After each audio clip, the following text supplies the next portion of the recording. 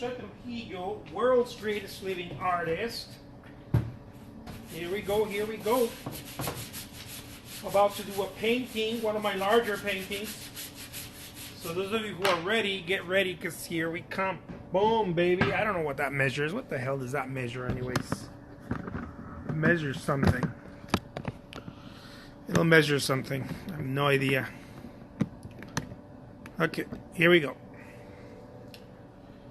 This painting will measure 24 by 30 inches. 24 by 30 inches. All right. So let's do this. It's nighttime here in the studio, but you know, what the hell, whatever. So this is going to be a I don't know, shoreline, I guess, with some boats and something like that. There we go.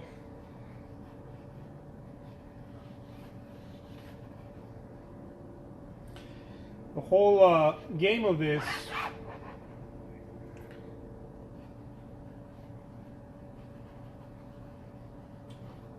is loose brush, okay guys? Loose brush. Loose brush doesn't mean careless. There has to be some sort of carelessness in there. Careless whisper. It's gotta it's gotta be some careless whisper in there, but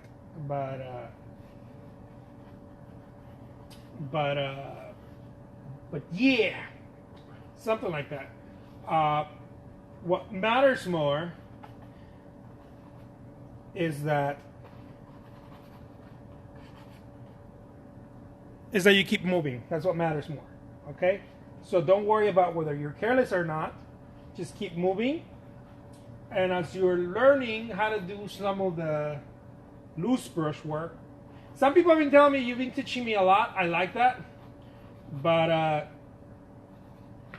they're doing exactly the same thing. So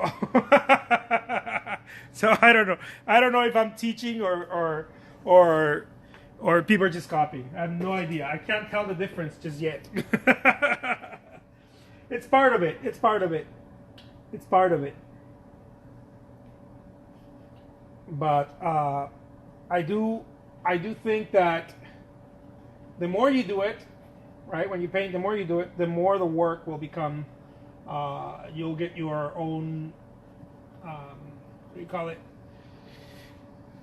Your own thing, right? Your own thing is going to come out. Your own thing is going to come out. Some people are not interested in their own thing, and I totally agree that. I agree and respect it.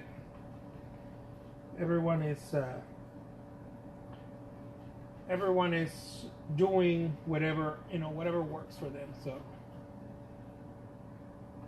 but some people do want their own style, right? They do want their own. They're like, dude, how can I get my own style?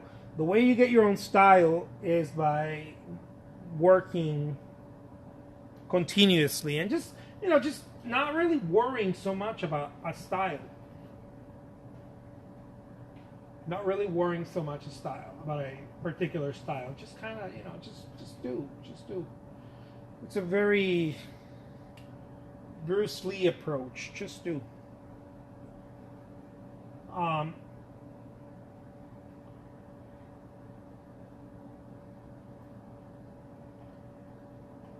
It's when you start worrying about a style that then things kind of just become a little bit difficult.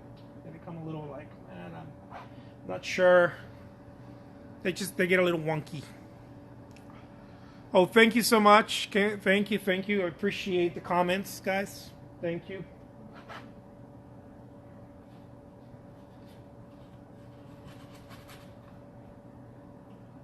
So this painting is one of the paintings that will not be available on my eBay shop. This is going somewhere else. This painting will go to another place. It's not going to eBay. Some of the work that I create, a lot of the work that I create goes on eBay. And, as an artist, I think that you might be missing out if you're not getting stuff on eBay. Um, I sell in different platforms. Some people have been asking me, which platforms exactly do you sell at?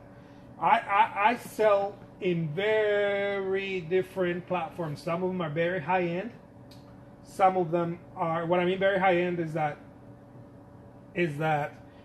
it's just so weird. This art thing is so weird. The same painting that you might see on eBay going for a couple of bucks, you know, $50, $60 or whatever. The same painting that you see going there, I mean, it's the same paint. It's the same artist. It's not like, you know, it's me, right?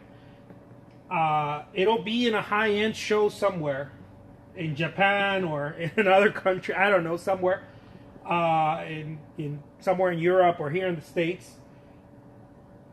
It'll be somewhere for about the same painting, okay? Let's say a 12 by 12 inches square painting you'll see on eBay that I sell, right? At an auction. I don't sell, but I auction. And it goes, and you'll see it go for a few dollars. I don't know. That's how auctions work when I do them, right? That same painting you're gonna see somewhere else if you ever see it somewhere else. I don't know, guys. I've seen the same painting go for like $4,000 in other places. So you're really doing yourself a huge, and I believe this. Okay, this is not me just drinking my own Kool-Aid and being like, "Oh, you gotta buy my paintings." No, like you're missing out. Like you're really missing out if you're not buying my artwork from me. Like it's I've seen the work just go and take this high prices in other markets. The same, I mean, it's by me, right? So I don't know what else I can tell you. Some people are like, how come the painting is, this price there, and I've seen your paintings go for thousands of dollars somewhere else? I'm like, because I'm basically giving them away on eBay. That's why. And some people are questioning themselves, right? They're like, oh, I don't know, should I get the painting or should I not get the painting? And I was warned already by a mentor who had told me, look, early on in my endeavors, had told me, look, it's a great thing. You're gonna get a lot of exposure, but the funny thing is that many people won't understand that you're basically giving them away. This is why the strategy is not something that everybody's like, oh yeah, I want to do what he does. Because I'm so committed to my artwork. I'm so committed to the artwork that at times I basically give it away. Right? I basically just hand it out. And so if you're not buying my artwork on eBay, you're really, if you love my artwork, if you're not buying it and you don't like it, you're all right. But even if you didn't like it and you're not buying it, you're still doing yourself a huge disservice. The artwork just keeps going up in value every year. And in secondary and third markets and other places, I've seen it, and too bad I can't show it right here, because in some of the places I can't, right? Because that's them. They're reselling them, so I can't really go and I don't feel like it too. I don't feel like putting the extra work on that. It'll probably help me if I did. I might do it. But yeah. That's pretty much that, guys.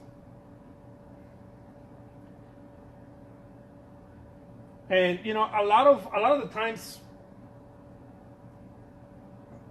when people come and buy my paintings, whether it's in my studio or they go on eBay or they go on Etsy or whatever, it's interesting because some of the people have purchased the paintings at full price, either in a gallery or through another seller, right? Someone who's really smart and is taking advantage of it, right? It's they're not advantage in a bad way. I mean, they're just being smart, right? They're not watching this and just kind of letting it go by. There's some very smart people out there, and I don't hate on a hustle. I get it. I won't hate on a hustle.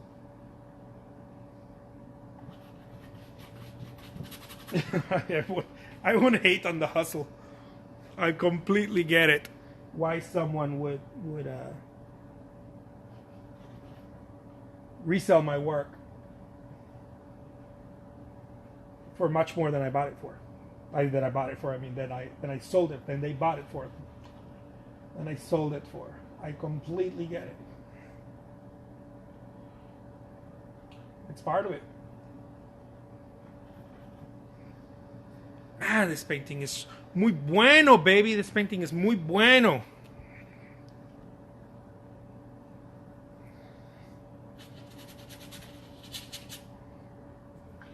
This painting, again, is not going to be on eBay. For those of you who are like, dude, are you going to put that on eBay? No, I'm not. Not this one.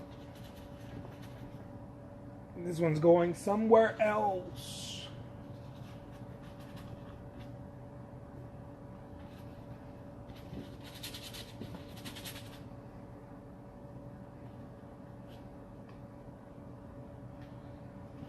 Look at that. Ooh la la. Mucho Francois, baby. Lots of energy in these paintings. This is what I like about these paintings. They just have so much energy that, you know.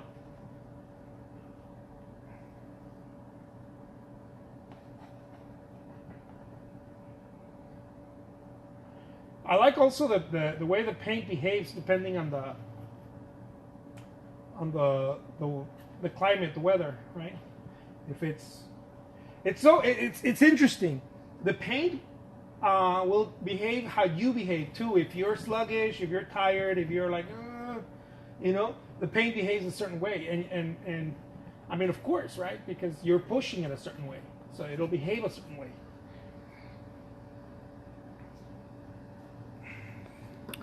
This one's going to a special place I cannot say. This is a mystery. Yeah.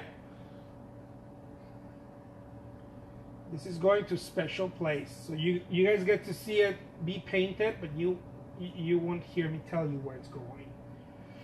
I'm going to take that to the grave.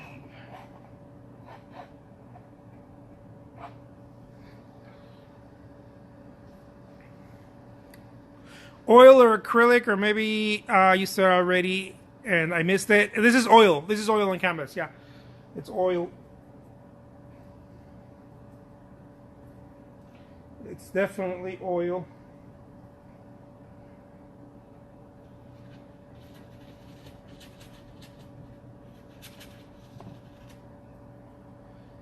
So this is a cool thing about painting loose brush work. Very spontaneous, very, very spontaneous.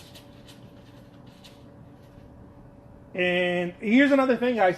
If you do it too slow, you'll miss the spontaneity, however you say that, however you pronounce that.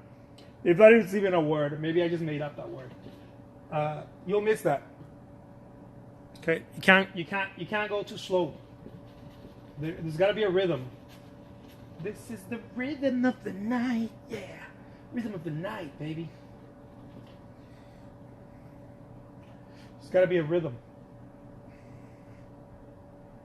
So it's a dance. It's really a dance. And everybody has their own way, you know. Like I tell you guys, I see some people. I got a little sour. I saw some people trying to do exactly the same thing, and I'm like, dude, just change it up a little bit at least. Come on, don't copy it directly. I told my wife, look, they think I don't see them, but I see them. I got ice everywhere. I'm like, just change it up a little bit.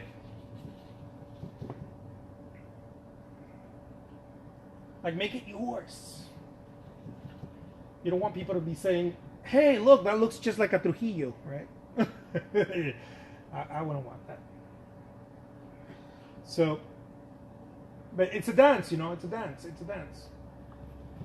You'll find your own rhythm, you know, you'll find your own rhythm. You'll see some people that paint loose brushwork, they don't necessarily use speed this way.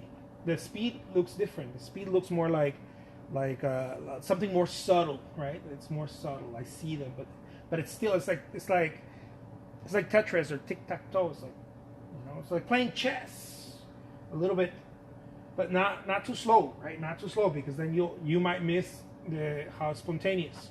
There's this cat that I really like. His name is Voca. I don't know what country he's from.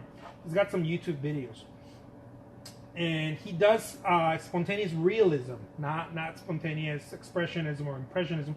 He does spontaneous realism, and I think that's his quote. That's his his thing. You know, I think they coined his stuff spontaneous realism. This cat's really good. But he paints more subtle. He paints a little bit more, you know, more slowly, right? Because it's realism, so he's got to really, he's got to make the subject, I mean, look realistic, right? Representational. But if you pay attention to how he paints, it's also, there's a dance to it because it's spontaneous. There's got to be a dance to it. So he's just more slow, and then he'll dance a little bit, and then slow, and he pauses. It's more the pause. There's a pause and then he goes. There's a pause and then he goes. And I love that. I love seeing people that mastered it, right? Some people have mastered it, and I love seeing that. It just looks beautiful when they create artwork, because you know they're not thinking. That's why. People that create beautiful artwork, they don't think when they create the artwork. It's not a thinking process. A pause is not to think. Some people think that the pause, like when people make a pause, that it's intended to think. Oh, I'm going to pause so that I can think. No, they pause so they can stop the thinking. That's why they pause. My approach is different. My approach is move, so I can stop the thinking, right? My approach is more like a quick fight, right? That's how I do it. Other people they pause more. It's slower, and whatever helps you, right? Whatever helps you. The whole point of it is that you do it in such a way where you're not really thinking. And some people confuse that. Some people say, no, you need to think. Yeah, you do need to think a lot. During the practice, when you're painting, there is no time to think. So some people say that because I'm talking about not thinking, they say stuff like, but you do need to think because you know, it's muscle memory. You have to think where that's going to go, and on and on and on. And I tell them, yes, in the practice, when you're learning, there's a whole deal of thinking that's happening. There's a shitload of thinking. A lot of thinking is happening when you're practicing. But when you're painting, now that you're painting, if you're thinking, you're gonna miss. It's like dancing. You can't think when you're dancing, right? You're either dancing or you're thinking. You can't do both. Something's gonna have to drop, right? Because if you don't, you'll miss the rhythm. You'll miss the rhythm. There's a rhythm to it. It's like music. Those of you who understand music, you know what I'm talking about. There's a rhythm. It's like a march, right? Different types of rhythm, but there's a rhythm, right? The most. I don't know if it's the most common one, but I would assume it's the most common one. In music, there's a march. There's a march happening. There's a rhythm happening, just like the heart. Boom, boom, boom, boom. There's always a rhythm when something is moving or something is in creation. There is a rhythm. There's always a rhythm. There's a timing, right? In music, there's a timing. That's one of the first things you learn: rhythm, right? Timing. Those of you who have recorded, I've recorded before. There's a light. There's sort of a metronome, they call them. I think they're called metronomes. Yeah. There's a light happening when you're recording, and it indicates, right, when the time signature of the song, of the musical piece. It's the same thing with art, guys. There is a metronome happening, but the metronome is like a good musician. The metronome is inside of you. Right? The metronome is inside of you, and the more you paint, that's why I don't understand artists that say, "I'll paint something, I'll look at it, and then I'll get back, and then I'll see it again, I'll flip it back," and if that's your cup of tea, that's awesome, right? If you're productive that way. But many artists that talk like that are usually not productive. They're usually not productive. Some are, but it's because they're working on many pieces at the same time. But I used to be this type of artist that was like, I see the painting and then I thought about it, and then I went a little bit like this, and then I would get back to it later, maybe tomorrow or an hour from now. There's no tempo in that, guys. There's no time signature in that. Right?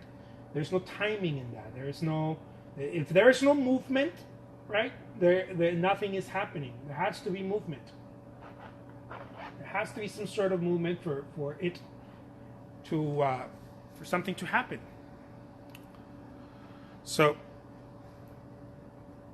I encourage artists to look for that time signature. Which do you have one? If you don't, it might be a good thing to start thinking about one. One of the things that I showed artists that I worked with before is, hey, time yourself.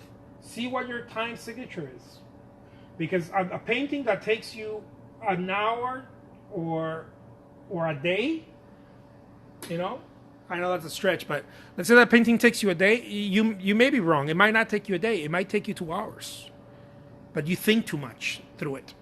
You think too much through it. And you might have it wrong too. You might have it not wrong. I mean, the opposite is what I try to say. A painting that you think that might take you, I don't know, a few minutes. Maybe your abstracts or whatever or something. I don't know, whatever it is, might really take you longer than that, and you might be doing it faster than you think. This does happen as well. It usually happens when you're starting out. Okay, it doesn't happen. Usually, it doesn't happen if you've been at it for a while. You already know what your tempo is. But when you're starting out, is what I'm talking about. When you're new to the whole art thing, when you're new to it as a full-time artist, not when you're new to it like, oh, I've been painting for so long. No, when you're new to it, that you're doing it every day. When you're doing it every day, then you got to figure out that time signature for you, because it might be taking you too long to make a painting, or you might be rushing through it too. You don't know, because you don't know your tempo yet. You might be thinking too much about it. Is what I'm talking about. There's artists that think too much about what they're painting, and so consequently, they don't really move, right? They don't move because there's too much thought going on. There's too much thinking process.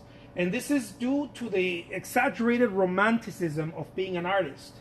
There's an exaggeration happening, perpetuated by the galleries and a lot of hobbyists out there. They being a hobbyist painter, guys, is not the same thing as being a full-time artist, and many times both get confused, or something gets intertwined there, and people are like, yeah, well, if you're a full-time artist, you have commercial pressure. Yes and no. You have commercial pressure to market and to get it to market, but not to create the artwork. You don't have commercial pressure to create the artwork. That is a lie. That is something that is perpetuated, and people talk about it out there. They're like, oh, I don't have to paint so fast because I don't have commercial pressure. That's got nothing to do with commercial pressure. It's just the way people paint. Picasso painted fast. I paint fast. There's a lot of people that paint fast. There's people that paint slow. Regardless of how you paint, one thing is for sure, the only commercial pressure there is to get it to market fast. You have to get it to market fast. It doesn't matter if the painting takes you a week, 2 weeks, a month to create. What matters is that you take it to market. That's the only thing that matters. If you're a full-time artist, right? That's really it. If you don't take it to market, it doesn't matter that you could be Caravaggio. and no one will care, right? Because no one knows. That's why no one will care. Not because people are bad, or no one will care because nobody knows, right? Nobody has heard about you. Nobody will care. You could be the Michelangelo of graffiti art or whatever. If nobody sees it, nobody sees it. You know, you lost. Nobody sees it. So that's why it's so important to get it to market. Thank you so much. Thank you so much, my friends. I really appreciate it. So this painting is finished. Seems pretty finished to me. I love it. I love the way it came out. I love some subtleties I did back there. It's all none of it is really representational. There's a very small hint, right, of representation here that you can see in distance, right? As any expressionist or impressionistic Faubist work of art, you can always see what it is in distance. But as I've said before, the painting gets completed with the viewer, right? The viewer has to have a little bit of imagination and complete the piece, right? When you're looking at it, you're like, I see this, I see that, right? And only you, right? I can't really tell you what it is because your brain is putting it together as well. Not just me. I put some of the information together, but your brain is also playing. See, there has to be play. It's a game, right? Your brain is also putting it together.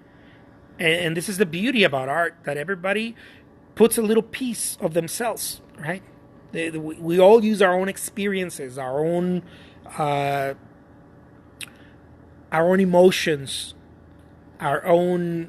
Yes, definitely our own experiences in life. You know, when you were a kid, you saw what a sky looked like next to water, and you complete that. I can never see it the same way you do. Even if we're seeing the same colors, the same brushwork, you are interpreting it in a whole completely different and unique way. And this is why people love art, because the interpretation is so unique. It's the same thing as music. You see, you hear a piece. I don't know. You hear Bohemian Rhapsody. I hear Bohemian Rhapsody. Anyone hears Bohemian Rhapsody, and it means a whole different thing to everyone else. You know, to every person, right?